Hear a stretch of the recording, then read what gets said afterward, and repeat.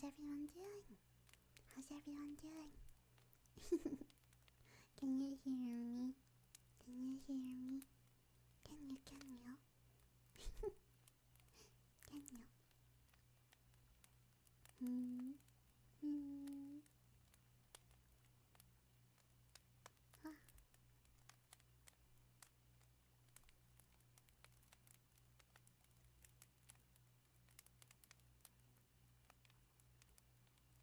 Hi. Hi. Hello. Welcome everyone. I am Irina Kumai. Kid little sister, Baker Bear, who just lost her $500 ASMR mic. Yeah, but I'm doing ASMR the old way, and I'll explain later. Yeah. Okay.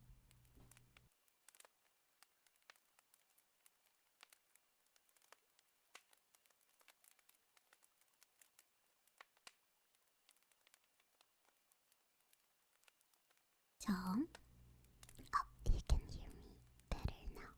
Oh, jeez. But yeah, how's everyone doing? How's everyone doing? I'm very happy. I'm very happy because even though my ASMR microphone isn't working and I'm sick, I still get to stream because I'm a hard worker. So praise me a lot. Hold on.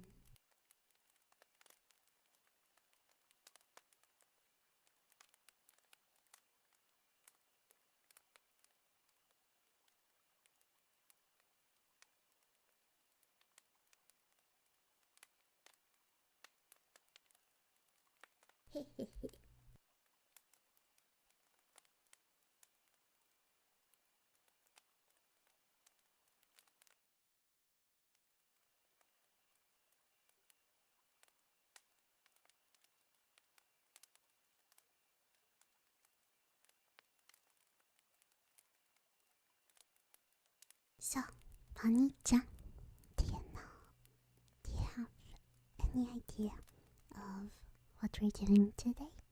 Tell me.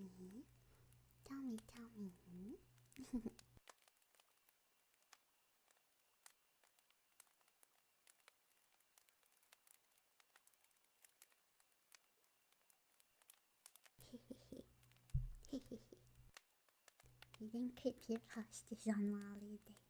Mm-hmm. Yeah, that's right. That's right. Good job. Mm, good job.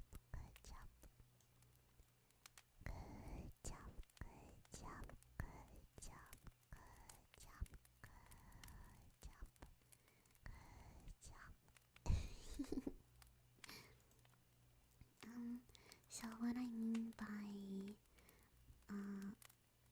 the old way ASMR is before I got an ASMR microphone. This was like 2021, early 2022. I used to do these practice ASMR streams with my normal microphone, and the way I go left and right is artificially.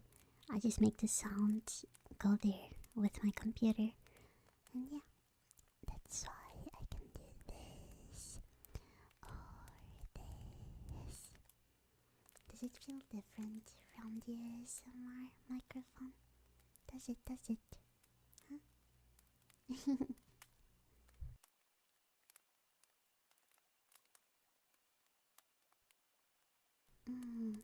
The thing is, I want to be able to like clean ears or make you hear my heartbeat. Yeah. I won't be able to do that, unfortunately. But we are here to read spooky stories, and that's what I'm gonna do. I got my blanket and I turned off my lights, but I'm pretty sure I'm gonna get so scared at the stories that I'm gonna turn them on again. Are you ready? Are you ready to get spooked? Also, the chat today works for some reason. I don't know. I don't know why it works today and not the other days, but yeah.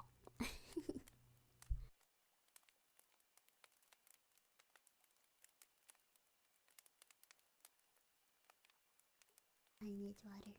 Oh yeah, you guys can't hear me swallow anymore.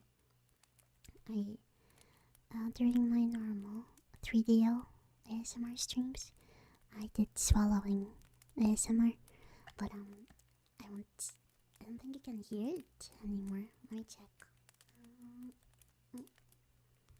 Mm,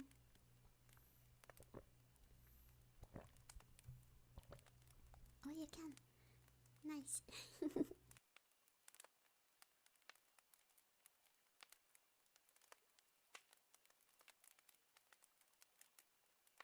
Okay.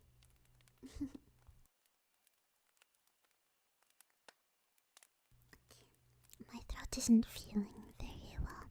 So sorry if at any point I need to whisper or shut up for a bit. Sorry. Alright. So we have 1, 2, 3, 4, 5, 6 creepypastas. We have 6 creepypastas lined for today. I don't know if we have time for all of them, but yeah. Why am I making this slutty face? Hold on. Okay, I'm not making it anymore. Okay. So we have first creepypasta. We have Jeff the Killer. Second creepypasta. We have Game Boy Advance SP Blue Edition creepypasta. Yeah. Third creepypasta. Okay. We have the Russian Sleep Experiment. Yeah. Fourth creepypasta. Normal porn for normal people. Yeah, sorry. Normal porn for normal people. Yeah. Fifth creepypasta. Squidward's suicide. But I can't say that word on YouTube. Yeah, I can't. Oopsies.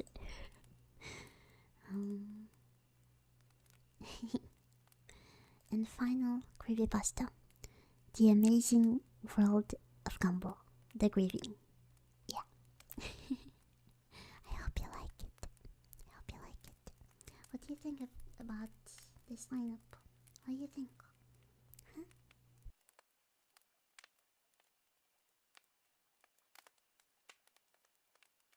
Do you think it's too zoomer? I don't know. Alright.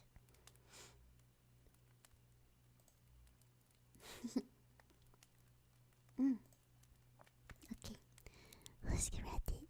Who's ready to get spooked? Who's ready? Who's ready?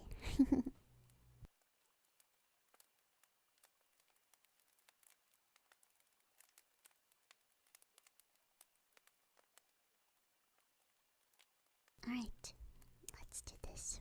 Okay, first one. Jeff the Killer. Okay, hold on, windowed. Okay. You wake at 3 a.m. disturbed by some subtle. Okay, I can't read while listening to my voice. So, okay. If there's a problem with my voice, please let me know because I can't listen to it right now. Okay. Okay, let's go. Jeff the Killer. You wake at 3 a.m. disturbed by some subtle shifting sound within the room, just on the edge of hearing. What? Propping up on one arm, you survey the room looking for some source for the noise, hoping beyond hope that you won't find one. At first, your hopes are raised. Everything seems to be silent. Everything seems to be still, but it isn't. From behind the long concealing drape of the curtain, a voice with flickering serpentine what? Hiss whispers, "Go to sleep." Suddenly, you know what's about to happen and exactly who is waiting to meet you. Yeah, it's creepypasta. And now I'm gonna talk about the actual story, which is, at 13 years old, Jeffrey Allen Woods, or Jeff C. Okay, never mind. This is depending upon who you ask. Blah, blah, blah. Yeah, sorry. Okay, Jeff moves with his parents and brother Louis to a new town. Here, Jeff and his sibling encounter 3 bullies and are threatened with knives. Jeff beats these bullies badly, with Louis taking the blame for the assault and being carted off by the ever-reliable police. Guilt-ridden and depressed at having let Louis take the blame for his actions, Jeff's day gets even worse when he meets the bullies again and is horribly burned in an attack with alcohol and bleach. This burning results in Jeff being permanently disfigured, his skin bleached white, physically, whilst his mind snaps. Upon being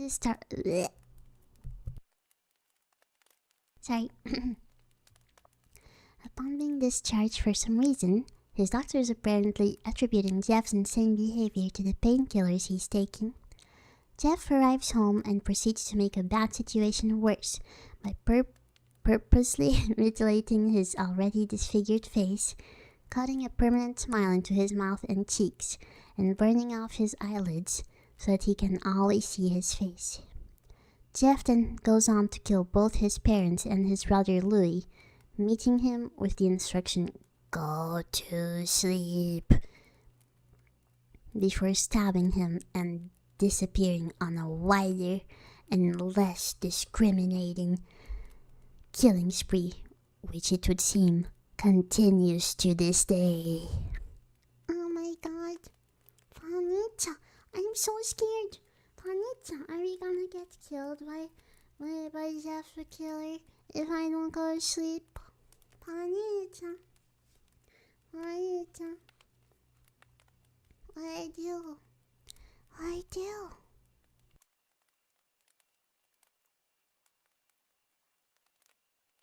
You have to protect me.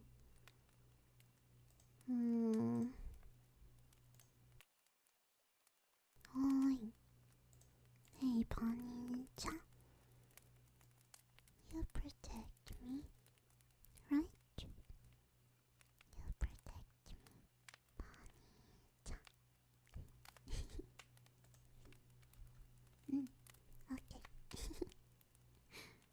So, that was Jeff the Killer. It's kinda scary. Oh, just having some random white guy saying, "Go to sleep." It sounds like my mom when she sees that I'm playing games at 2 a.m. It's scary. It's scary. My mom's scary. Oh, go to sleep.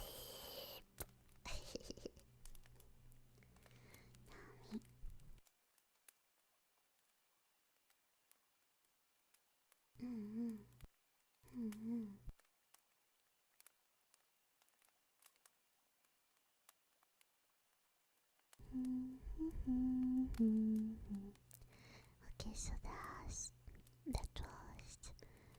Jeff the Killer. The next one is Game Boy Advance SP Blue Edition Creepypasta. I'm not sure what that name is, but let's see. Alright.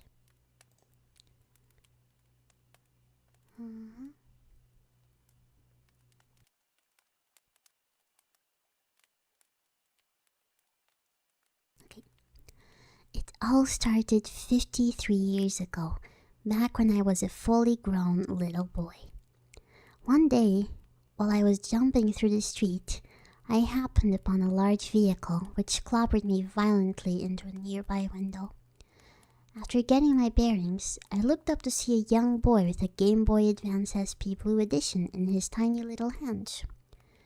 I had always dreamed of owning a Game Boy Advance SP Blue Edition, but my family could barely even afford gold. He looked up at me with those big vibrating eyes. His two lower teeth quivered in confusion. Mama, he said softly. This was my chance. I ran at him screaming and stomping my feet, scrambling his brain in sheer confusion. I shoved him as hard as I could and grabbed his Game Boy Advance SP Blue Edition, and I ran out the door. I leaped back down the street towards my home. I pulled open the door by its big, smelly handle, and I let myself in quietly. I snuck past my many parents. What? And set myself into the room. What? What is this writing? I had made it. Finally, a Game Boy Advance SP to call my own. I will have to keep it hidden from my family. I shouldn't ever allow them to know. I took the Game Boy SP in my small, beautiful hands and proceeded to slide the switch to on mode. I will never forget that wonderful sound it made the first time I turned it on. And that wonderful Nintendo logo splashed my screen in sheer delight. I blew out my candle and I pulled my curtain shut tight. I wanted absolutely nothing to get in the way of my first Game Boy Advance SP Blue Edition experience. Suddenly, a small man appeared on screen. Shortly after, the word Mario started flashing behind him. I assume this man is the man known as Mario. No way. I had seen adverts showing him on television. The title of the screen slowly lowered itself in from the top of the screen. Super Mario and the Legend of the Stolen Game Boy Advance SP Blue Edition? My heart sank as I noticed a dead pixel in the lower left region of the screen. Beggars can't be choosers, I thought to myself, however, and I pressed the start button with my fingy. What? What is this writing? A vast landscape with clouds, bushes, and bridges appeared before my very eye. And there he was, the familiar Mario man I had grown to enjoy. I pushed left on the left button. Mario himself dashed to the left. Dust between his silly brown shoes filled the air. Amazed by his speed, I quickly pushed right to test his turning abilities. I was not disappointed as Mario changed direction in a matter of seconds. I learned the other button functions as I played. B allowed Mario to dash at high speed similar to my own. What? A allowed him to leap so high in the sky that I screamed in fear that perhaps, maybe he wouldn't come back down. Yet he always did, which engaged me in the game world even further. I quickly grasped the concepts of jumping large gaps, avoiding enemies, and climbing a big, big flagpole at the end of each level. I got to the fourth level without much problems. I looked into a nearby mirror and smiled at myself with one eyebrow raised, and I said loudly, "Does this game think I'm not good? I can handle anything it throws my way." Suddenly, the screen turned black. And I don't just mean black, I mean so black. The screen looked like a big, deep, deep hole that would steal my... I said out loud, "Is this a hole I see before me?" And it echoed, like a hole. I wiped a large chunk of sweat from my flopping brow. What? That was weird, I thought in a big bubble next to my head. What? The level loaded, but this time it took a lot longer. Mario stood in place, so I pushed right and he began running. I noticed the graphics were getting all jumbly. Also, the music was becoming less like the Mario theme, na na na na na na na, and more garbled like. That's what the script says, by the way. That's what this says, I swear. I was nearing the first gap of the stage to jump over. As I drew closer, I readied my sweating pink thumb over the A button. The gap was here. I pushed the button, but Mario didn't jump. He just screamed. Oh! I pushed left as far as I could until he grounded to a halt, right at the edge of the gap. I pushed A frantically and repeatedly to try to make him jump, but he just screamed and screamed. Wahoo!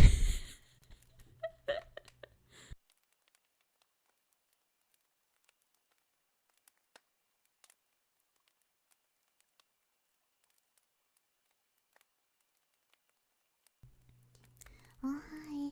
Oh, it's fine. Don't worry about it. Welcome. Alright, let's continue. The camera zoomed in on my face as I pummeled that A button, trying to make Mario feel that air above his body, but all that filled the air were my friend Mario's screams of fear. I said, "No more!" I pulled the cartridge from the Game Boy Advance SP and I threw it out my window. It landed in some mud outside and I laughed and I closed my window. I turned around and I saw that the cartridge was back in my Game Boy. Mud oozed from its cartridge slot.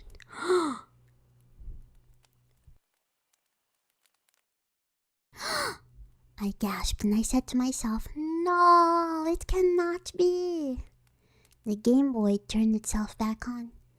Mario's face appeared with hyper-realistic skin pores and bloody chapped lips. He spoke softly. "You stole me from my human. You stole me from my human. Now I'm Mario of Nintendo of America Incorporated. Curse you forever."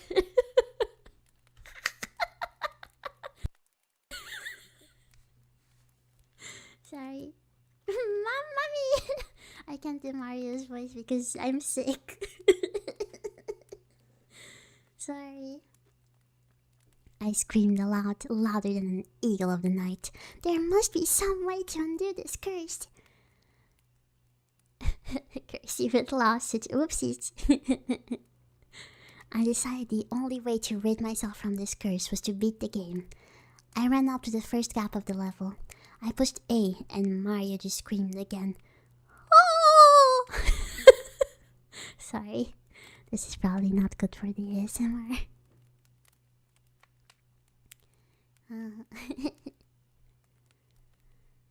Okay, I fell into the hole and Mario lost a life. This is when I noticed my skin began to rot and to turn slightly green. "What on earth is happening, Mario?" I asked Mario. "Every life you lose, I will make you rot." Oh my god. I asked, "How can I beat the game with only screams? I cannot jump gaps by screaming." Panichan, close your ears. I have to read the swear word. "Fuck you!" Mario said quietly. "I'm sorry, Panichan. I'm sorry for saying a swear word. I didn't mean to. It's in the creepypasta. Will you forgive me? It's in the creepypasta. I didn't mean to. Please forgive me. Please forgive me." Aww.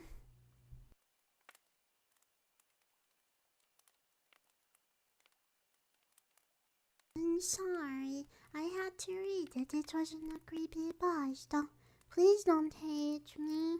Please don't hate me for saying a swear word. I won't do it again."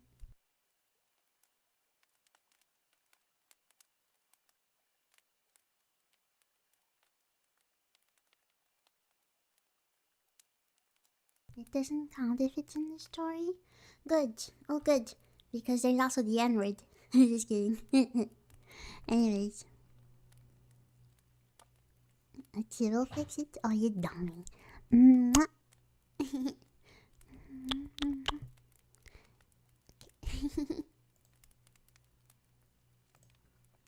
Okay. I decided not. Oh no, I screamed.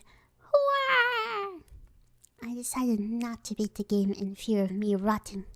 I decided I was going to do the right thing. I ran out of my room, pushing my feeble mother out of my way in the hallway. I ran down the street to the boy's house. Thunder bellowed and rain pitter-pattered on my crying face. Finally, I reached the house. I leaped up to the boy's window and let myself in. The room was dark. "Boy!" I cried out. "Boy, are you there?" I turned on the light switch. As the room lit up, I saw many people dressed in black. They all cried softly. "Who the flip are you people?" I asked with tears running down my chinny chin chin. This game made me say another swear word, God.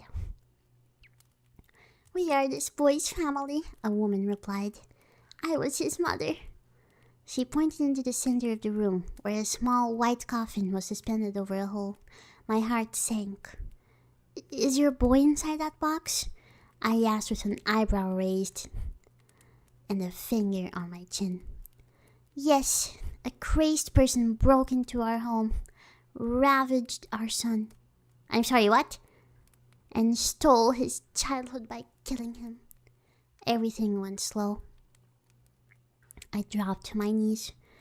I held the Game Boy tightly in my clenched fist. Could this be my fault? I asked myself politely. His mother walked over to me with a big fat tear in her eye. She told me, "It means a lot that a stranger would let himself into our home to pay respects to a boy he didn't know. I'm sure that you two would have gotten along great." She then pointed to the priest and said, "Please lower our child into the earth now."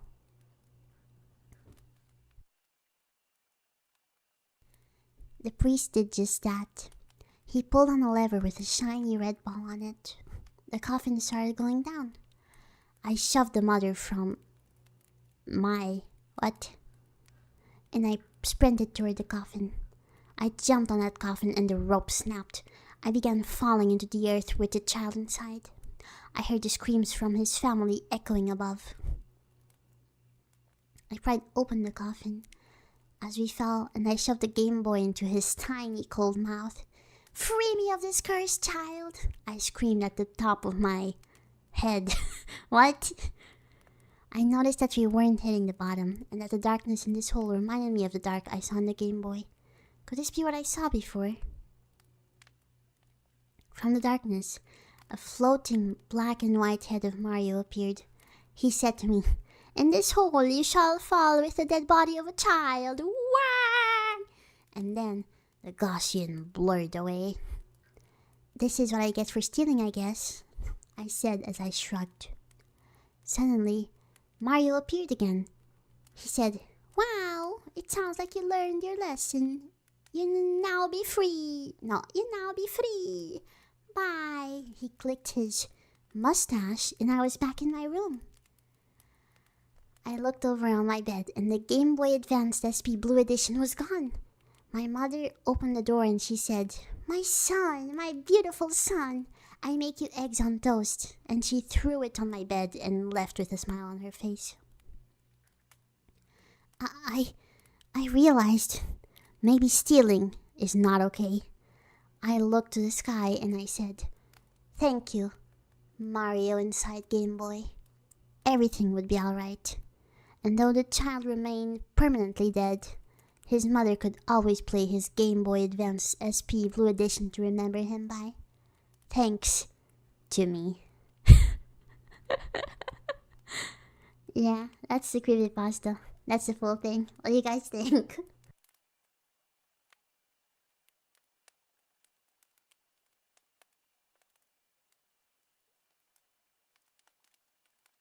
What do you guys think? I think that was really funny. That was really funny.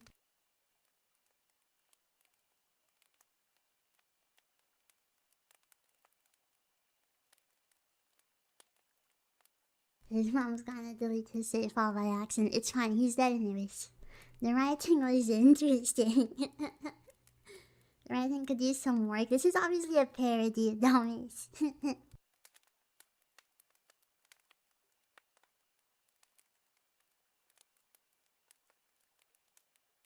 The beginning of the creepypasta says that it's based on a video mocking creepypastas, so yeah, it's a parody.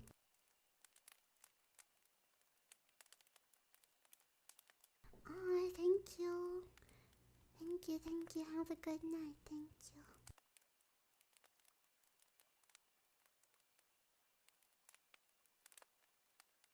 Sorry, I got lots of snot.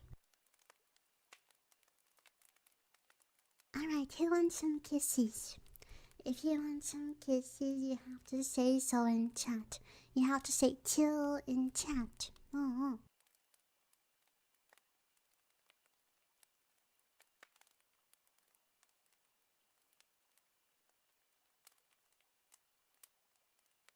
Okay. Have to.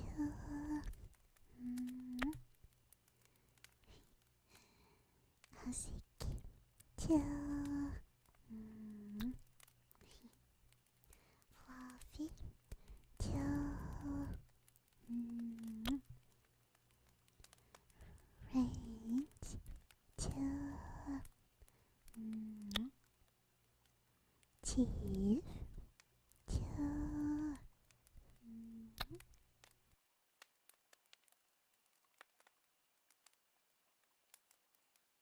Doggy.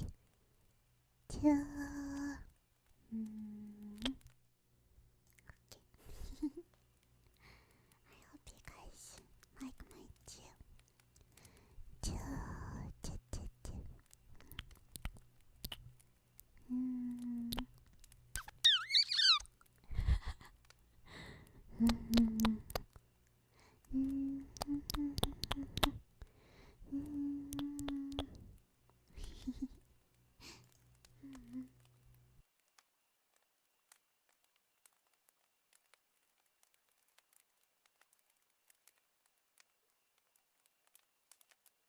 So, Nami, I'm not doing them because I want to. I'm doing them to get less scared. Yeah, yeah.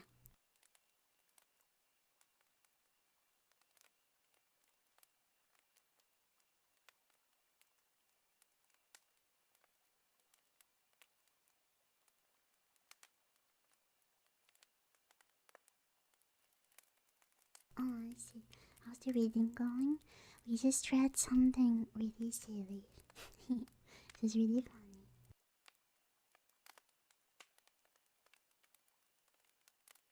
It was really funny. Also, I don't know if you were here when I said that, but I said if anyone in chat wants a kiss, they should say chill in chat. So say chill, chill.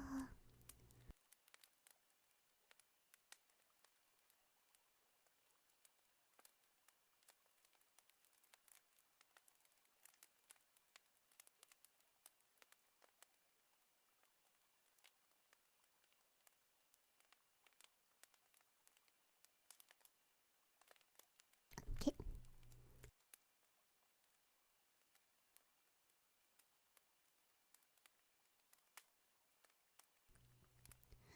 Green Luigi, chill, chill.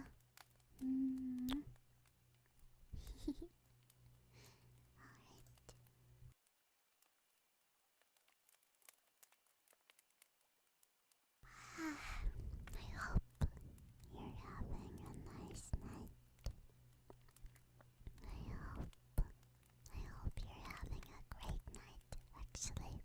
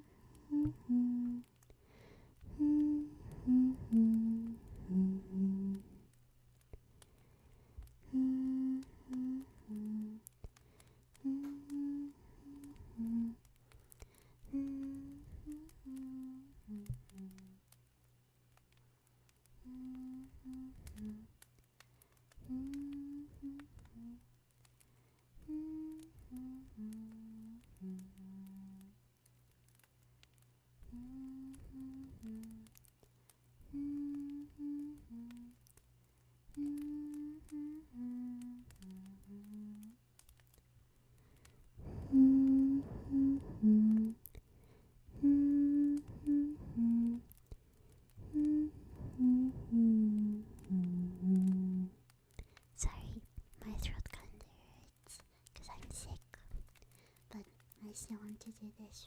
Yeah.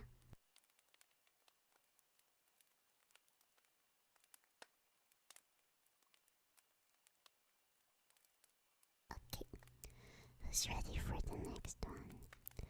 Next one is the Russian sleep experiment. Who wants to read that? I've heard of this before, but I've actually never read it. Alright.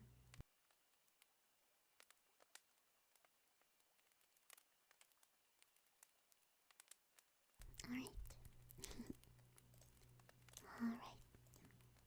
Okay, let's do this.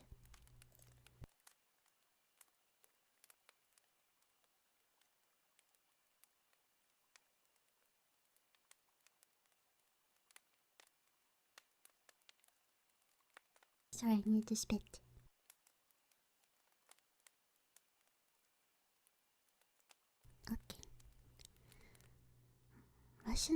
The Russian sleep experiment. Russian researchers in the late 1940s kept 5 people awake for 15 days using an experimental gas-based stimulant. They were kept in a sealed environment to carefully monitor their oxygen intake so the gas didn't kill them, since it was toxic in high concentrations. This was before closed-circuit cameras, so they had only microphones in 5-inch thick glass porthole-sized windows into the chamber to monitor them. The chamber was stocked with books and cots to sleep on, but no bedding, as well as running water, a toilet, and enough dried food to last all 5 for over a month. The test subjects were political prisoners deemed enemies of the state during World War II.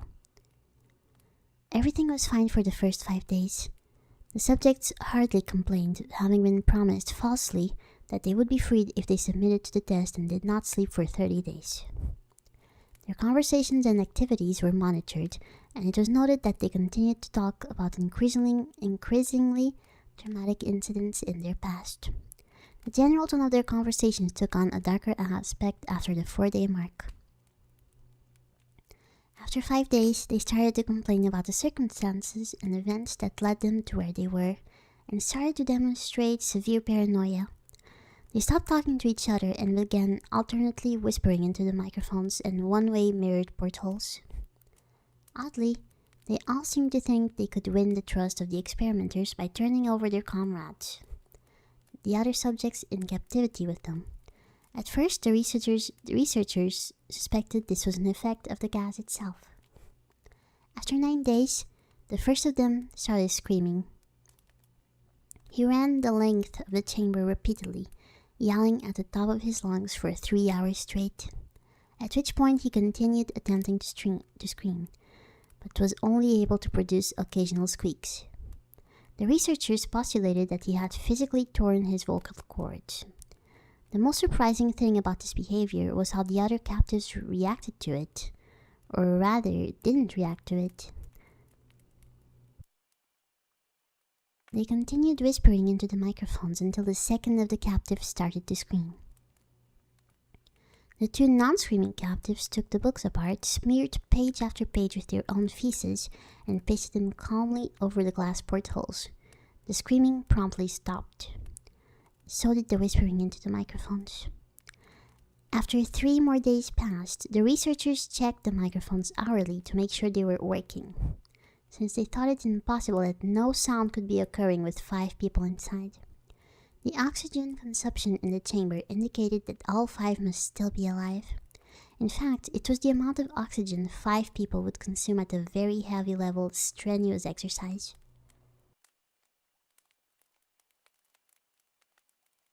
On the morning of the 14th day, the researchers did something they said they would not do to get a reaction from the captives.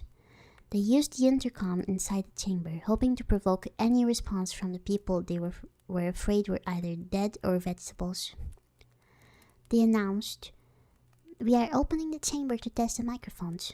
Step away from the door and lie flat on the floor or you will be shot. Compliance will earn one of you your immediate freedom. To their surprise, they hear the calm voice respond in a single phrase.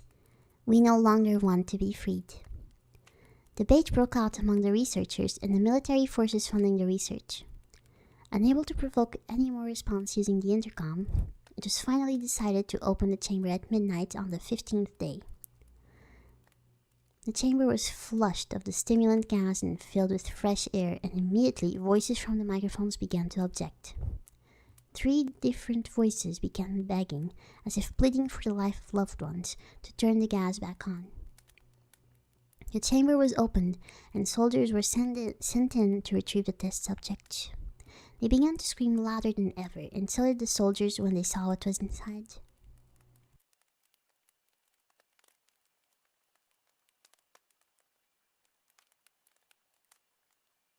Sorry, I had to snot. What do you think they found inside? What do you think? Not over yet, by the way, but what do you think it is? Found Irina.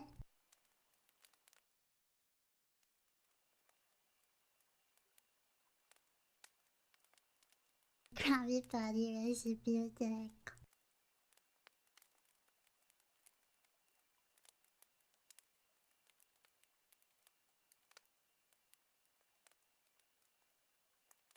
I need drink water.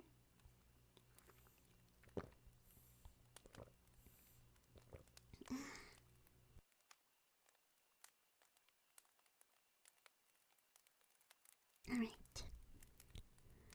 Let's see what they found.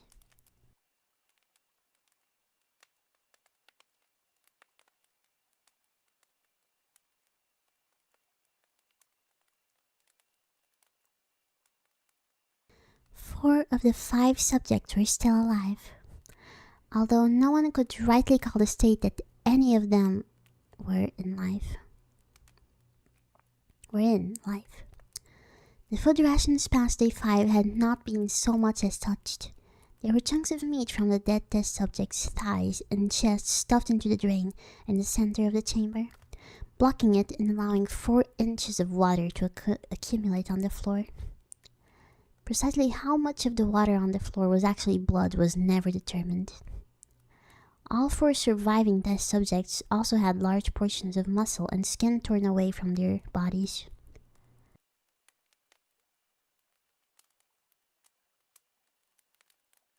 The destruction of flesh and exposed bone on their fingertips indicated that the wounds were inflicted by hand, not with teeth, as the researchers initially thought.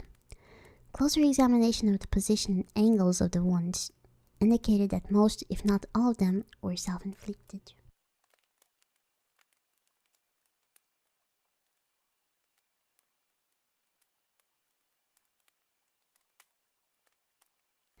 The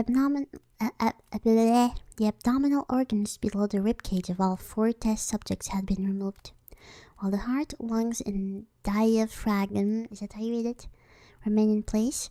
The skin and most of the muscle attached to the ribs had been ripped off, exposing the lungs through the ribcage.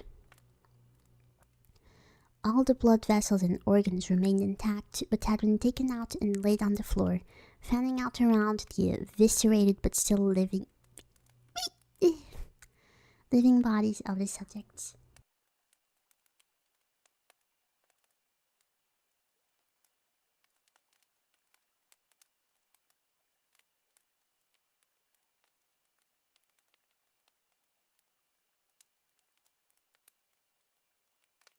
Not again.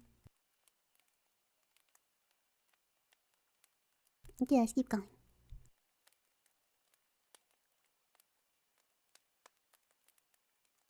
The digestive tract of all 4 could be seen to be working, digesting food.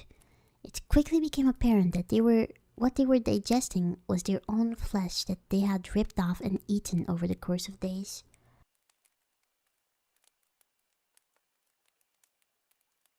Most of their soldiers were Russian special operatives at the facility, but still many refused to return to the chamber to remove the test subjects. The subjects themselves continued to scream to be left in the chamber and begged and demanded that the gas be turned back on lest they fall asleep. To everyone's surprise, the test subjects put up a fierce fight in the process of being removed from the chamber. One of the Russian soldiers died from having his throat ripped out, and another was gravely injured by having his testicles ripped off and an artery in his leg severed by one of the subject's teeth. Another 5 of the soldiers lost their lives, if you count the ones that committed suicide in the weeks following the incident. In the struggle, one of the 4 living subjects had his spleen ruptured and bled out almost immediately.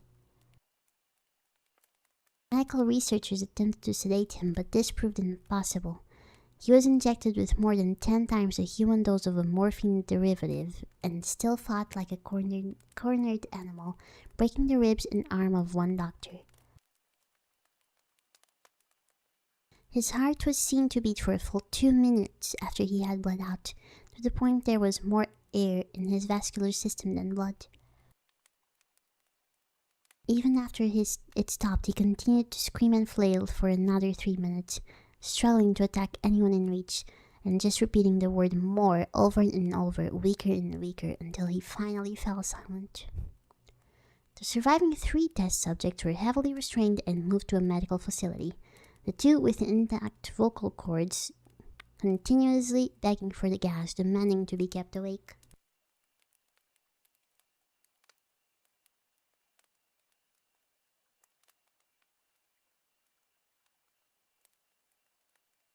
Not again.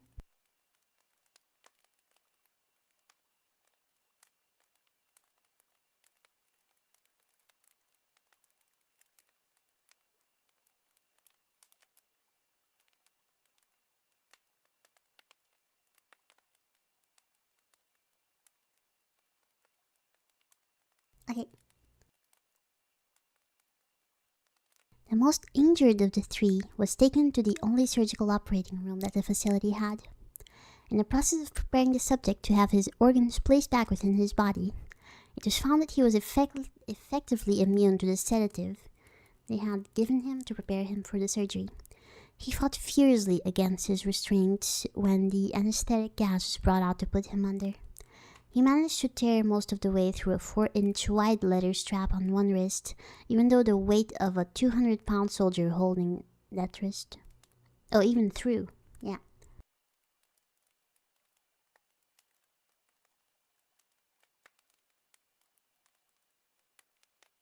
It took only a little more anesthetic than normal to put him under, and the instant his eyelids fluttered and closed, his heart stopped.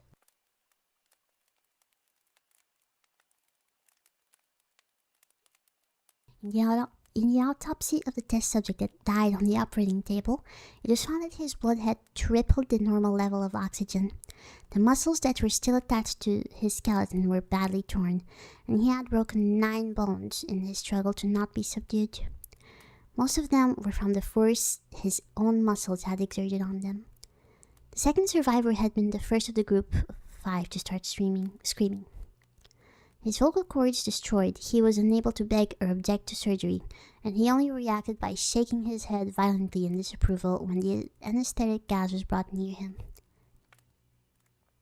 He shook his head yes when someone suggested, reluctantly, that they should try the surgery without anesthetic, and did not react for the entire 6 hours procedure of replacing his abdominal organs and attempting to cover them with what remained of his skin.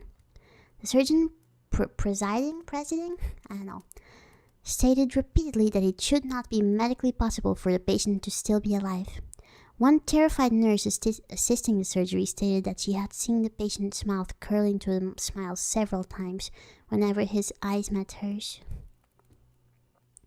When the surgery ended, the subject looked at the surgeon and began to wheeze loudly, attempting to talk while struggling.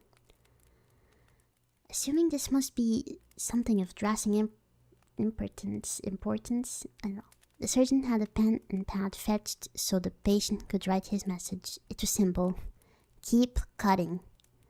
The other two test subjects were given the same surgery, both without anesthetic as well, although they had to be injected with a paralytic for the duration of the operation. The surgeon found it impossible to perform the operation. All the patients laughed continuously. Once paralyzed, the subjects could only follow the attending researchers with their eyes. The paralytic cleared their system in an abnormally short period of time, and they were soon trying to escape their bonds. The moment they could speak, they were again asking for the stimulant gas. The researchers tried asking why they had injured themselves, why they had ripped out their own guts, and why they wanted to be given the gas again. Only one response was given: "I must remain awake." All three subjects' restraints were reinforced and they were placed back into the chamber, awaiting determination as to what should be done with them. The researchers, facing the wrath of their military benefactors for having failed the stated goals of their project, considered euthanizing the surviving subject. The commanding officer, an ex-KGB, instead saw potential and wanted to see what would happen if they were put back on the gas. The researchers strongly objected, but were overruled. What do you think is gonna happen? What do you think is gonna happen if they get put back on the gas, Panita? What do you think?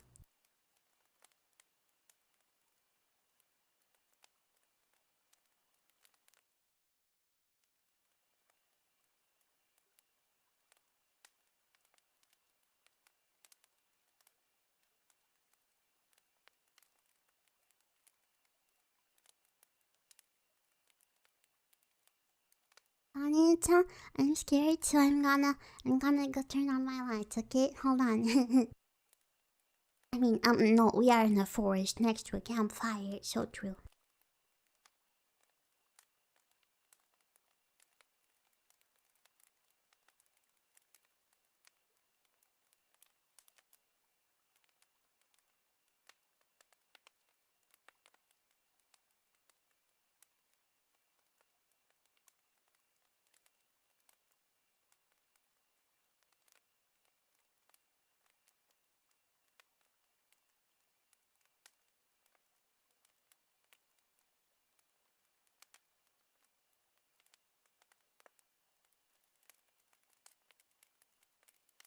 Just turn on the sun instead? Good idea, I should do that.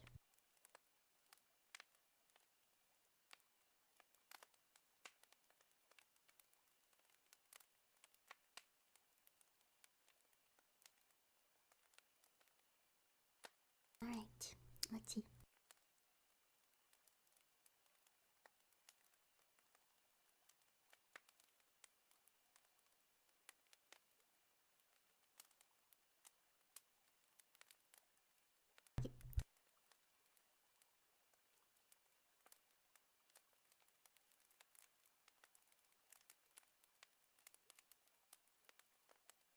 Sorry, I keep coughing, and I don't want you guys to hear that. Right. Let's continue. In preparation for being sealed in the chamber again, the subjects were connected to an EEG monitor and had their restraints padded for long-term confinement. To everyone's surprise, all three stopped struggling the moment it was let slip that they were going back on the gas. It was obvious that, at this point, all three were putting up a great struggle to stay awake. One of the subjects that could speak was humming loudly and continuously. The mute subject was straining his legs against the leather bonds with all his might, first left, then right, then left again for something to focus on. The remaining subject was holding his head off his pillow and blinking rapidly. Having been the first to be wired to the EEG machine, most of the researchers were monitoring his brainwaves in surprise. They were normal most of the time, but sometimes flatlined inexplicably. It looked as if he were repeatedly suffering brain death before returning to normal. As he focused on the paper scrolling out of the brainwave monitor, only one nurse saw the man's eyes slip shut at the same moment his head hit the pillow. His brainwaves immediately changed to that of deep sleep, then flatlined for the last time as his heart simultaneously stopped. The only remaining subject that could speak started screaming to be sealed in now. His brainwaves showed the same flat lines as the one who had just died from falling asleep. The commander gave the order to seal the chamber with both subjects inside, as well as 3 researchers. Uh-oh. One of the named 3 immediately drew his gun and shot the commander point blank between the eyes. They turned the gun on the meat subject and blew his brains out as well. He pointed his gun at the remaining subject, still restrained to a bed, as the remaining members of the medical and research team fled the room. "I won't be locked in here with these things, not with you," he screamed at the man strapped to the table. "What are you?" he demanded. "I must know." The subject smiled. "Have you forgotten so easily?" the subject asked. "We are you. We are the madness that lurks within you all, begging to be free at every moment in your deepest animal mind. We are what you hide it from in your beds every night. We are what you sedate into silence and paralysis when you go to the nocturnal haven where we cannot tread." The researcher paused, then aimed at the subject's heart and fired. The EEG flatlined as the subject weakly choked out, "So nearly free." And that's it. That's the end. What did you think? What did you think? What did you think?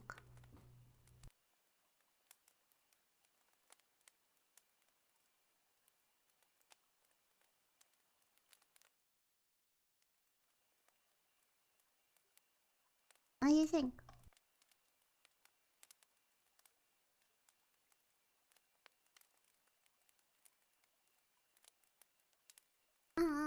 It was interesting. I don't know. I didn't understand the end though.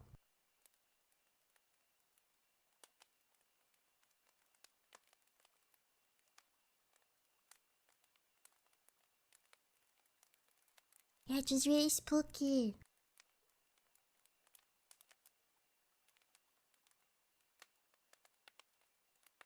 Also in the comments, someone pointed out that this story is done in the late 1940s, but the KGB didn't start until 1954. Someone pointed that out. Wow, okay, nerd. Okay, nerd.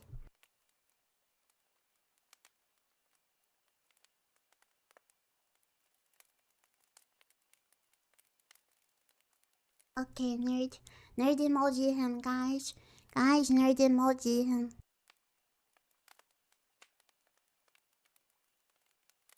They got aim actually. Nerd emoji this guy. Oh.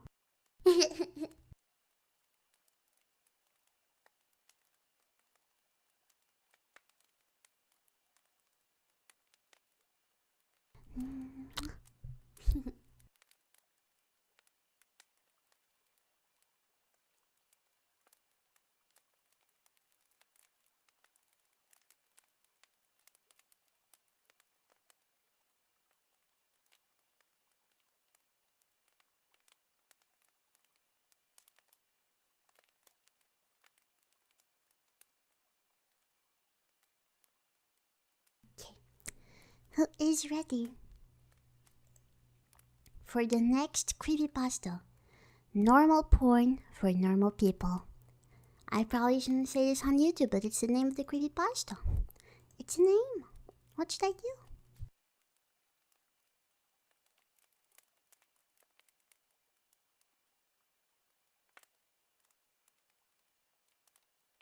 Yeah, it's a name. Normal porn for normal people.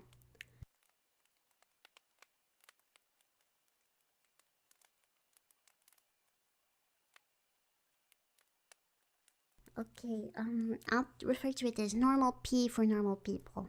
Okay? Right. Okay. I'll start now. Actually, let me drink water first.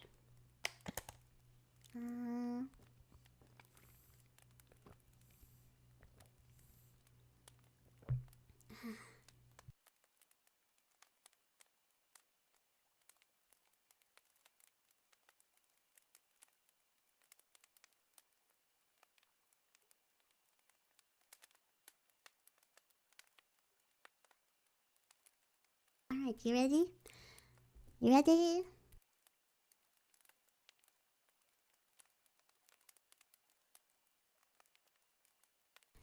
Can I have some lollipop instead? Oh wait, now wait.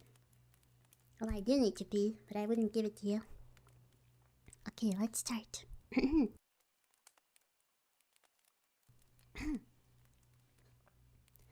Everybody knows that if you surf the web long enough, you'll see some pretty sick beep. This is especially true if you intentionally dive into the dark underbelly of the internet. I've seen quite a few things that I don't care to admit to. Beep. But one thing that I'll always remember is a site called...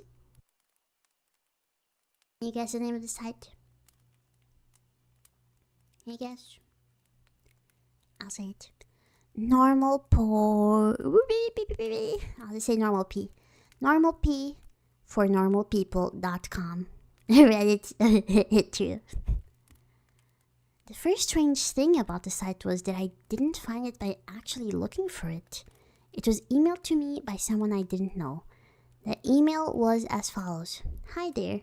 Found this site. Is very nice. Thought you might like. Normal P for normalpeople.com. Pass it on for the good of mankind.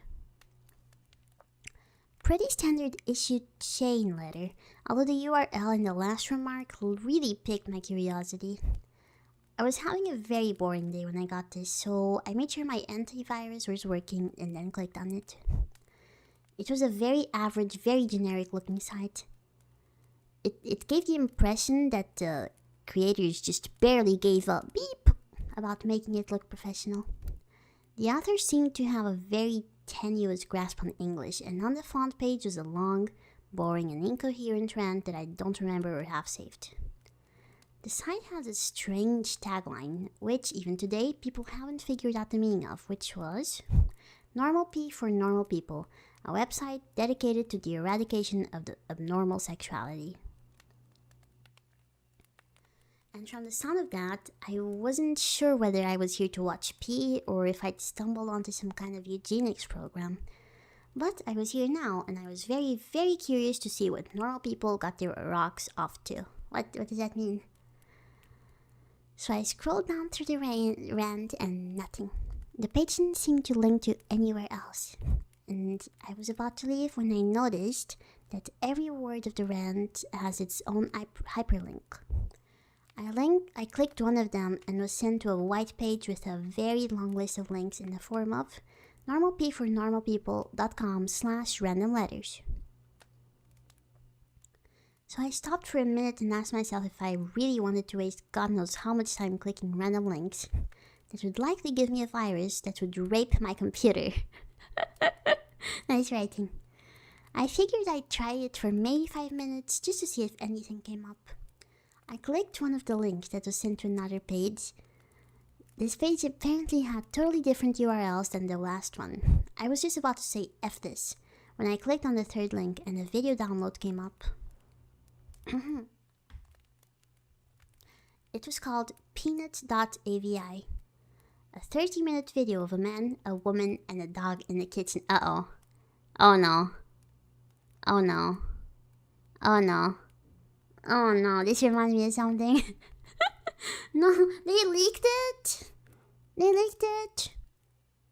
The man was Paul Nixon, by the way.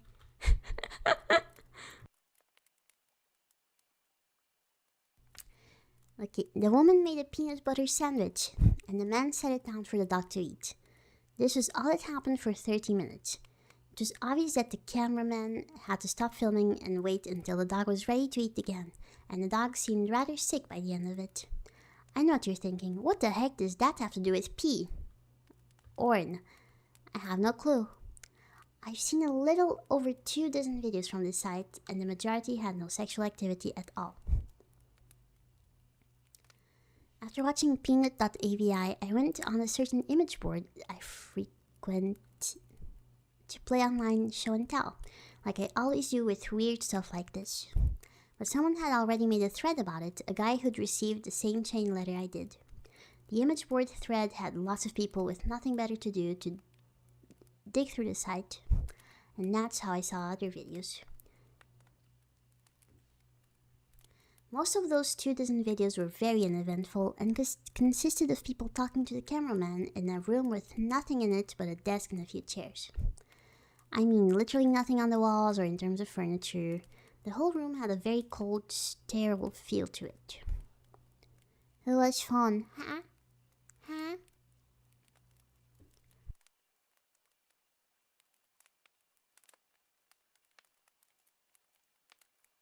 No, that. Excuse me? Excuse me?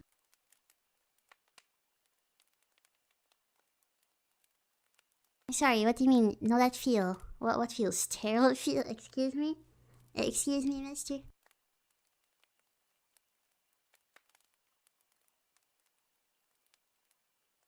Sorry, I got snapped.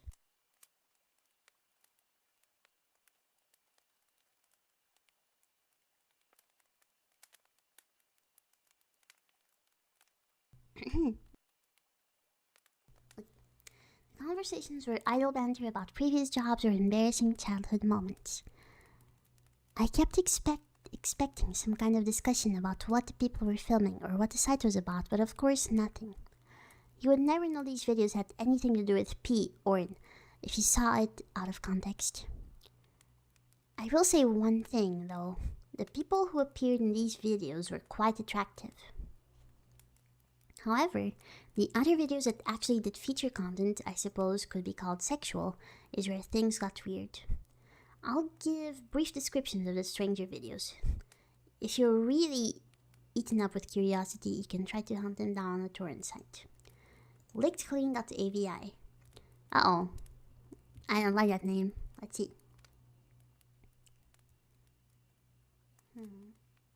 A 10-minute video filmed by a hidden camera in which we see a repairman working on a washing machine for the first 2 minutes. When it's fixed, the repairman talks to the owner briefly and then leaves. The owner checks to make sure the repairman is gone, then begins to lick all over the top of the washing machine. This goes on for 7 minutes. What? Jimbo.avi. A 5-minute video of an obese mime performing his act. It's actually pretty funny, particularly one part where he pretends to pull up a chair, pretends that it breaks because of his weight. In the last 30 seconds of the video, the camera cuts to static briefly and cuts back to the man sobbing quietly, still wearing a mime outfit and makeup. Some kind of obscure fetish? Huh? You what?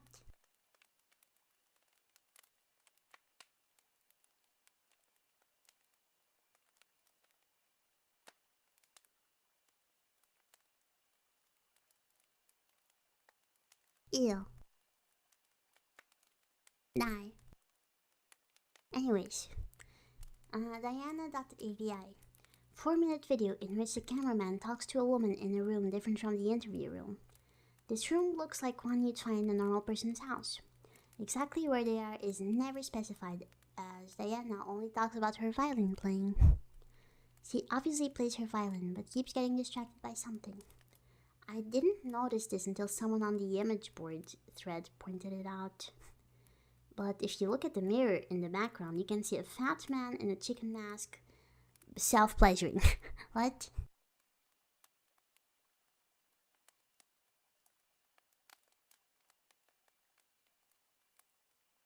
What?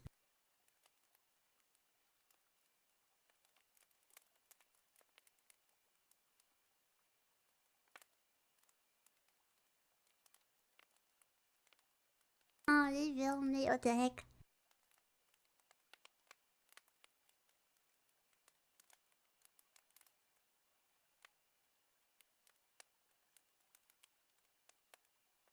Yes. Jessica.avi. Another 4-minute cameraman video. This time he's outside the house talking to another young woman. They talked about canoe ride. The camera zooms out to reveal the city streets behind them occasionally. The strange thing is that no one so far has been able to identify where this street is. Guesses have ranged everywhere from Europe to Australia to the Philippines. But there's yet to be a match for the street shown in the video. Tonguetied.avi. Oh my. 10-minute video. The first 5 minutes consists of an elderly woman making out with a mannequin. What? The video cuts out like it did in Jimbo.avi halfway through, and the scene is then a group of mannequins huddled together in a circle around the camera. The lights have been dimmed, and the elderly woman is nowhere to be seen. From this point on, there is no sound. Stomps.avi, 5-minute long video where a man with no legs is attempting to break dance on a DDR mat in what looks like the kitchen from Peanut.avi, but much dirtier. There's a radio playing music unseen in the background, but it stops at the 4-minute mark when the man collapses on the mat in exhaustion. He breathes heavily and pleads with someone off-screen to let him rest. This off-screen person becomes terrifyingly enraged and yells at him to keep dancing, which he does. You can hear this off-screen person begin to scream as the video ends abruptly. Privacy.avi. The woman from Diana.avi is self-pleasuring on a mattress in the interview room, while the man from Stumps.avi walks around on his hands wearing some kind of goblin mask. The door in this room was always closed in other videos, but it's now open. In this video, the only light is in the room and the hallway is dark. Near the end of the video, you can see an animal quickly run through the hallway. And finally, the last video we uncovered. I'm scared. I got scared. That the fireplace literally stopped when I reached the scary image. Okay. Useless, not AVI. In this 18-minute video, a blonde woman from one of the previous interview videos is tied down to a mattress in the interview room. She attempts to scream, but her mouth is taped over. After 7 minutes, a man in a black suit and mask opens the door, but he does not enter. He holds the door open for the animal that was running in the hall in the previous video. It's revealed to be an adult chimpanzee, its hair shaved and its entire body painted red. When the chimp enters the room, the masked man closes the door behind it. The chimpanzee sniffs the air for a moment, it may have been blind, and notices the woman tied to the mattress. It goes into a frenzy and begins to maul her. The assault goes on for a grueling 7 minutes, until the woman finally dies. The chimp eats flesh from her corpse for 4 minutes as the video ends. The thread exploded with activity after this video was uncovered, and people discussed it long into the night. When I came back to the image board the next day, I found that it had been deleted. I tried to start another one and they banned me. I tried emailing the guy who sent me the chain letter with the site URL. I sent him 5 messages and never got a response. I have tried to discuss this website on various places and have been banned frequently.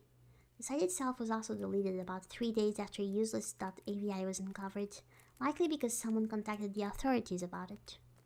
The only proof that normal P, or for normalpeople.com, ever existed was a few screen caps people took, and videos from the site that people saved and uploaded on torrent. The most popular of which is useless.avi, which found its way onto a few core sites. Wherever you upload them to, all of the videos from normal P or for normalpeople.com get deleted after a while. And that's it. And that's it. That's it.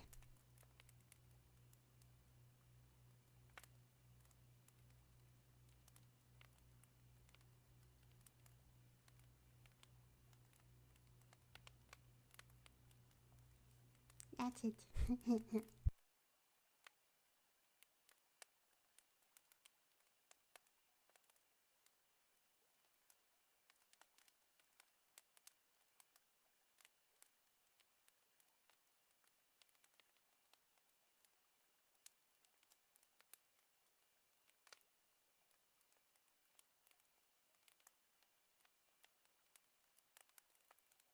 This is a normal day in Reddit, so true. Very scary, the stuff that happens pretty regularly. I thank God every day that I do not have to see gore.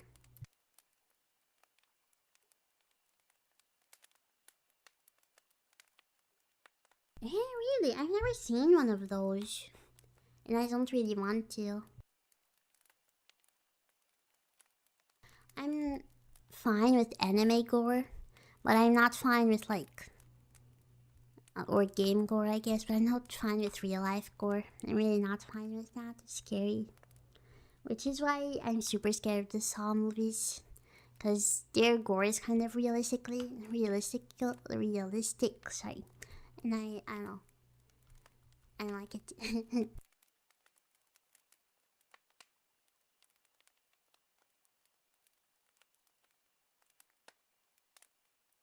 So yeah, if I ever open the server, please don't post like Saw clips and stuff like that, because I really don't like it.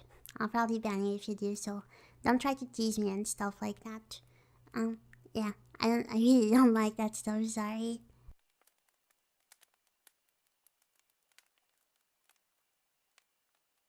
A few days ago, I accidentally saw a Saw clip on Twitter, and it's been so difficult for me to get it off of my head. It was so scary. It was really scary. Oh, oh, thank you. Thank you, thank you. Mm-hmm.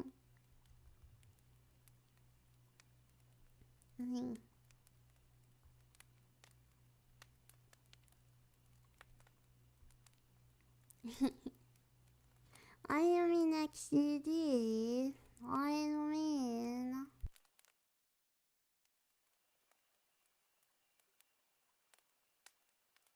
What is it?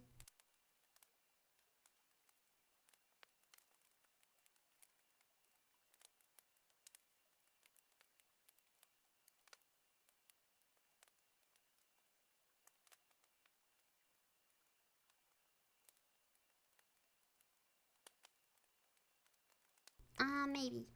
Maybe if it's not too scary. If it's not too scary, which it will be because Alien Isolation was so scary. But by now, they will. I don't know. For the sequel, they'll probably add, like, I don't know, gay people and trans people. So I guess that will make it less scary in a way. I don't want to talk about it anymore. I don't want to talk about it anymore. I don't do Destin Winfrey in VR. Nah, nah, nah. Trans aliens. That would be even more so. Okay, I can say that. Okay, I know, but I can't say that. I can't say that. I can't. I can't. Twitter's gonna go crazy on me. Okay. It's feeling hot, but I still have the blanket. Okay. Next creepypasta is Squidward's snacking up. I can't say the slower side word in YouTube. I'm sorry.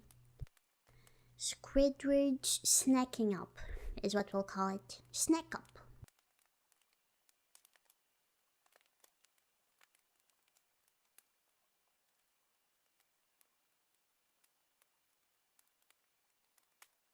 I mean, the alien queen is female. The rest is males.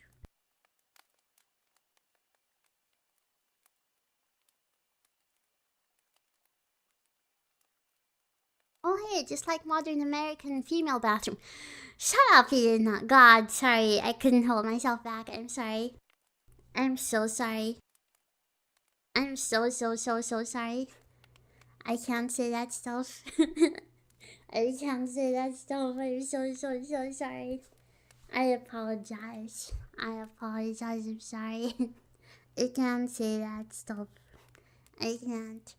I can't. I can't. Anyways, you get one as a treat. As a treat for what? As a treat for what?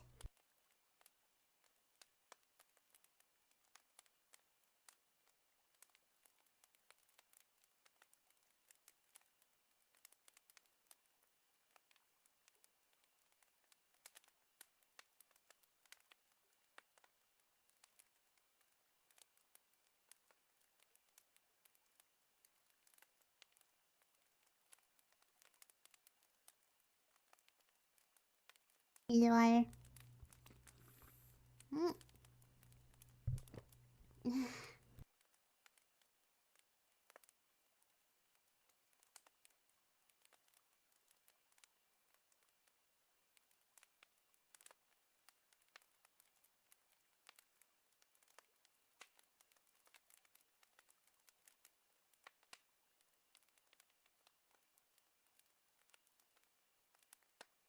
Okay.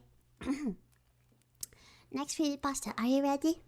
Squidward snacking up. You ready, Pony-chan? You ready?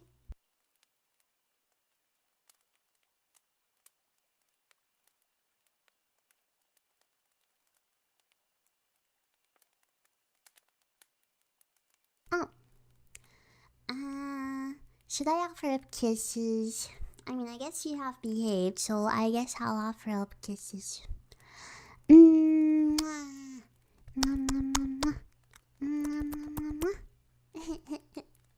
Kill.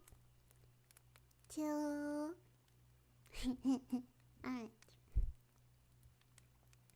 You don't deserve kisses, actually. I'm just doing it because I'm nice, okay? Stupid.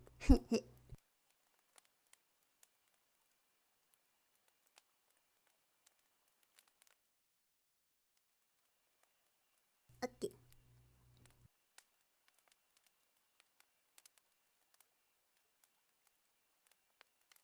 Alright, ready? Let's go. Squidward snacking up. I just want to start off by saying that if you want an answer at the end, prepare to be disappointed.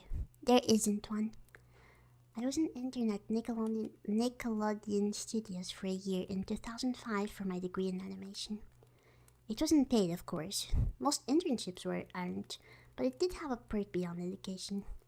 To adults, it might not seem like a big one, but most kids at the time would go crazy over it. Since I worked directly with the editors and animators, I got to view new episodes days before they aired. I'll get right to it without giving too many unnecessary details. They had very recently made the SpongeBob movie. The entire staff was somewhat sapped of creativity, so it took them longer to start up the season. But the delay lasted longer for more upsetting reasons. There was a problem with the series for premiere that set everyone and everything back several months. Me and two other interns were in the editing room, along with the lead animators and sound editors. For the final cut of an episode, we received a copy that was supposed to be Fear of a Krabby Patty and gathered around the screen to watch. Now, given the final cut isn't final yet, animators often put up a mock title card at the beginning. It's sort of an inside joke for us, with phony, oftentimes lewd titles being such as How Sex Doesn't Work, instead of Rockabye by Evolve, in which SpongeBob and Patrick adopt a sea scalp. Nothing particularly funny, just work-related chuckles. So when we saw the title card, Squidward snacking up, we didn't think it more than a morbid joke. One of the other interns did a small throat laugh at it. The episode started with the happy-go-lucky music playing as normal. The story began with Squidward practicing his clarinet with a few sour notes like normal. We hear SpongeBob laughing outside. Squidward stops, yelling at him to keep it down, as he has a concert that night that needs to practice. SpongeBob says okay and goes to see Sandy with Patrick. The bubble splash screen comes up and we see the ending of Squidward's concert. This is when things began to seem off. While playing, a few frames repeat themselves, but the sound doesn't. It's supposed to be synced with the animation, so yes, it's not common. But when Squidward stops playing, the sound finishes, as if the skip never happened. There is slight murmuring in the crowd before they begin to boo him. Not the normal cartoon booing that's common in the show, mind you. You could hear very clearly... Sorry, what? This writing. You could very clearly hear malice in it. Squidward's in full frame and looks visibly afraid. The shot goes to the crowd, with SpongeBob in center frame. He too is booing, which is very much unlike him. That isn't the oddest thing, though. What's odd is that everyone has hyper-realistic eyes. all very detailed. Clearly not shots of real people's eyes, but something a bit more real than CGI. The pupils were red. Some of us looked at each other, but obviously confused, but since we weren't the writers, we didn't question its appeal to children yet. So remember, guys, remember, the pupils were red.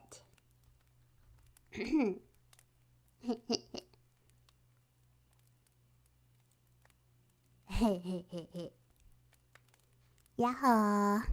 Alright. Boo! Boo Squidward! Boo! Okay.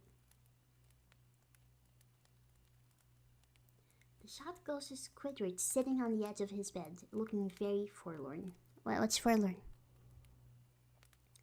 The view out of his porthole window is of a night sky, so it isn't very long after the concert. The unsettling part is that at this point there's no sound. Literally zero sound. Not even the feedback from the speakers in the room. It's as if the speakers were turned off, though their statuses show them working perfectly. Squidward just sits there in silence, blinking for about 30 seconds, then starts to sob softly. He puts his hands tentacles over his eyes and cries quietly for a full minute more. All the while, a sound in the background is very gradually growing from nothing to barely audible. It sounds like a slight breeze through a forest. The screen slowly begins to zoom in on his face. By slowly, I mean that it's only noticeable if you look at shots 10 seconds apart side by side. His sobbing gets louder and more full of hurt and anger. The screen then twitches a bit, as if it twists in on itself for a split second before going back to normal. The wind through the trees sound gets louder and more severe, as if a storm is brewing somewhere. The eerie part is that this sound and Squidward's sobbing sound real. It was like it wasn't coming from the speakers, but that the speakers themselves were holes that the sound was traveling through from the other side. As good a sound as the studio likes to have, they didn't have the equipment to be able to produce audio of that quality. Below the sound of the wind and sobbing, very faintly audible, something sounded like laughing. It came at odd intervals and never lasted more than a second, so you had a hard time pinning it. We watched this episode twice, so pardon me if things sound too specific, but I've had time to think about them. After 30 seconds of this, the screen blurred and twitched violently and something flashed over it, as if a single frame was replaced. The lead animation editor paused and rewound frame by frame. What we saw was horrible. It was a still photo of a dead child. He couldn't have been more than 6. His face was mangled and bloodied, one eye dangling over it popped. He was naked down to his underwear, his stomach crudely cut open, and his entrails splayed out beside him. He was laying on some pavement that was probably a road. The most upsetting part was that there was a shadow of the photographer, but no crime tape, evidence tags, or markers, and the angle was completely off for a shot designed to be evidence. It seemed they were the person responsible for the child's death. We were, of course, mortified, but pressed on, hoping that this was a sick joke. The screen flipped back to Squidward, still sobbing louder than before, half of his body still in the frame. There was now what appeared to be blood running down his face from his eyes. The blood was also done in a hyper-realistic style, looking as if you'd get it on your fingers if you touched the screen. The wind sounded now as if it were of a gale blowing through the forest. There were even snapping sounds like of branches. The laughing, a deep, buried tone, lasted for longer intervals and came more frequently. After about 20 seconds, the screen again twisted and showed a single frame photo. The editor was reluctant to go back. We all were, but he knew he had to. This time, the photo appeared to be of a little girl, no older than the first child. She was laying on her stomach, her barrette in a pool of blood next to her. Her left eye was damaged in the same way as the boy, and she was naked except for her underpants. Her entrails were piled on top of her above... on top of her above another crude cut along her back. Again, the body was on the street, and the photographer's shadow was still visible, very similar in size and shape to the first. I had to choke back vomit, and one intern, the only female in the room, ran out. The show resumed. About 5 seconds after the second photo played, Squidward went silent. All sound cut out, like it did when the scene started. He put his tentacles down, and his eyes were now done in hyper-realism, like the others were at the beginning of the episode. They were bleeding, bloodshot, and pulsating. He just stared at the screen as if watching the viewer. After about 10 seconds, he started sobbing, this time not covering his eyes. The sound was piercing and loud. The most fear-inducing thing of all was that his sobbing was mixed with screams.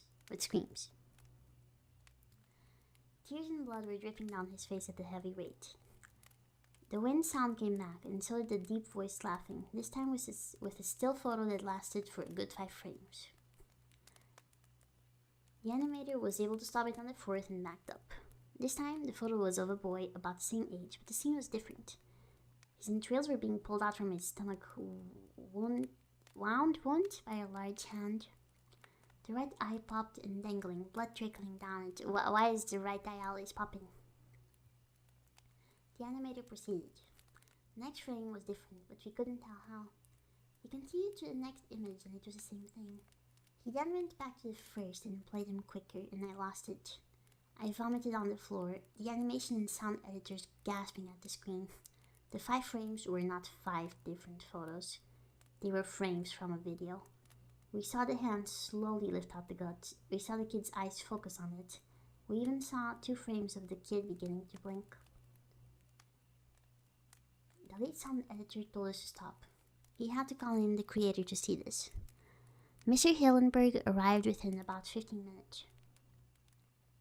He was confused as to why he had been called down, so the editor just continued the episode. Once the next few frames were shown, all screaming and sound again stopped. Squidward was just staring at the viewer, his face taking up the full frame for about 3 seconds. The shot quickly panned out. That deep voice said, "Do it," and we saw a shotgun in Squidward's hand. Uh-oh. He immediately puts the gun in his mouth and pulls the trigger. Realistic blood and brain matter splatters the wall behind him and his bed, and he flies back with force. The last 5 seconds of the episode show his body on the bed, on its side, one eye dangling from what's left of his head above the floor, staring blankly at it. Then the episode ends. Mr. Hillenberg was obviously angry at this. He demanded to know what the heck was going on. Most people left the room at this point, so there were just a handful of us left to watch it again. Viewing the episode twice only served to imprint the entirety of it in my mind and causing me horrible nightmares. I'm sorry I stayed. The only theory we could think of was that the file had been edited by someone in the chain from the drawing studio to here. The CTO was called in to find out when it would have happened. Analysis of the file did show it was mixed with new material. However, the timestamp of the change was a mere 24 seconds before we began viewing it. All equipment involved was examined for foreign software and hardware, as well as glitches, such as if the timestamp was showing us the wrong time. But everything checked out fine. We didn't know what happened. Tuesday? Nobody does. Sorry. I'm getting ESL the longer I stay awake. There was an investigation into the nature of the photos, but nothing came of it. No child scene was identified and no clues were gathered from the data involved, nor physical clues from the photos. I never believed in unexplainable phenomena before, but now that I've had something happen to me and can't prove anything about it beyond anecdotal evidence, I think twice about things. Wow, that's it, by the way. That's over.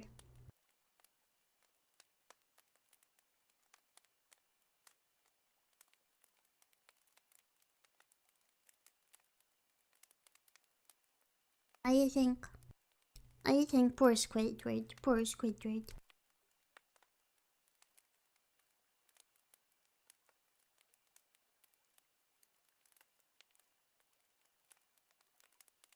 Also,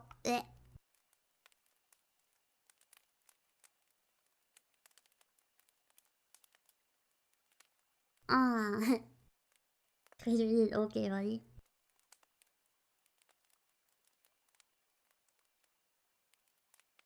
Hi.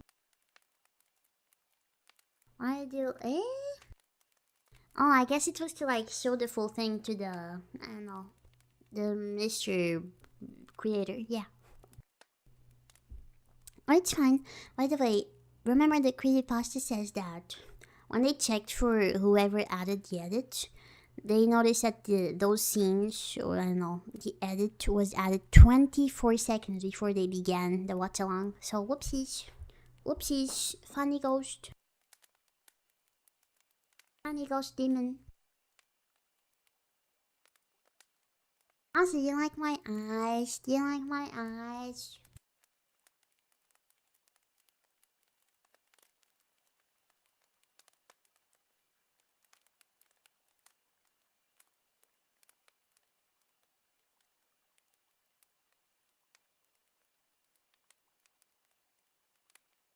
Yeah.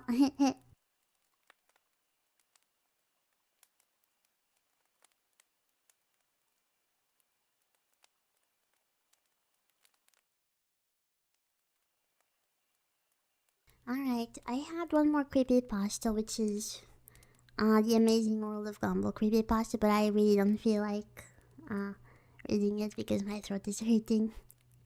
Oh, so I guess that's all for the creepypasta reading. I guess it was the final one. I wanted to also read Band Round, but it was so long. It's such a long creepypasta. We're gonna have to leave it for another day. Oh, what did you think of the creepypastas? What did you think? What did you think? I think they were spooky. I think I won't be able to sleep tonight. Beary, I'm gonna wake up my dad and ask him to drive me to the nearest McDonald's drive-thru to get me some nuggets to make up for it. Just kidding. You know, one day when I'm married, my future husband will have to drive me around lots. Pony-chan, are you ready for that? Hey, just kidding. Just kidding. I wouldn't choose you as a future husband. I think. I think. I, I think. I think.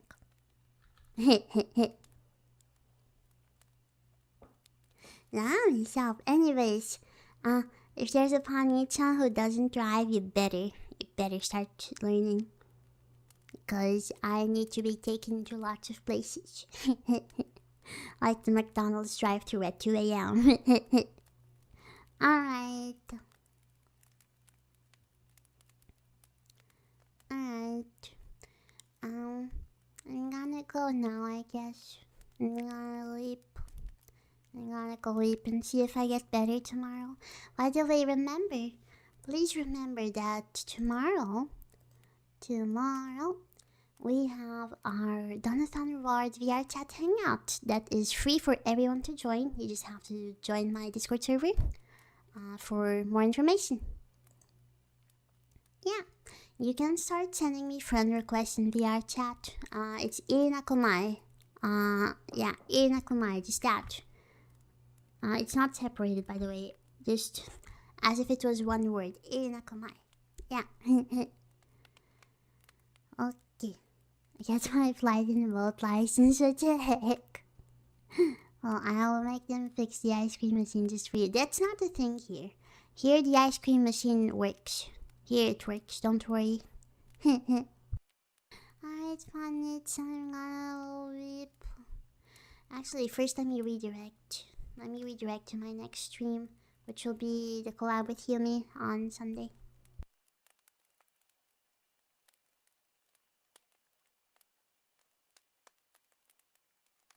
Alright, Bonnie, I'm gonna go to sleep. Thank you so much for watching. It has been a very spooky time. Look at my saint collar.